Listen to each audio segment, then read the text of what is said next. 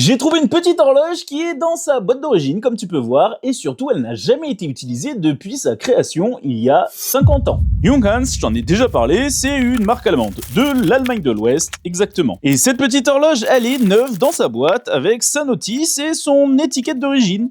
Vraiment, c'est un os parfait. Nos pour New Old Stock.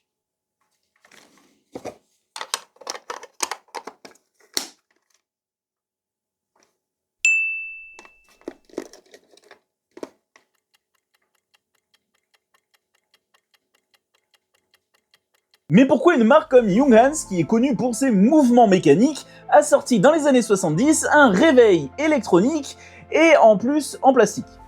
Et en vrai, c'est là que ça devient intéressant. Dans les années 70, l'électronique change tout. Les marques horlogères paniquent parce que les montres à piles et tous les mouvements électriques, arrivent sur le marché. Le mécanique semble vraiment condamné. Junghans répond donc avec l'Eurovox, un mouvement électronique avec une pile. C'est moderne, c'est accessible et surtout, c'est européen. La guerre des réveils électroniques est déclarée. Mais en face de Junghans, on a Jazz, qui fait aussi déjà des réveils avec un mouvement similaire. Un mouvement qui est aussi électromécanique avec un transistor.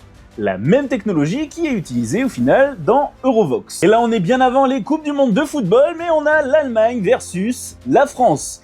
Ils sont sortis dans les mêmes années, ils ont globalement la même technologie de mouvement, mais à ton avis, laquelle a le mieux vieilli? Moi j'ai déjà mon idée et ça va peut-être te surprendre.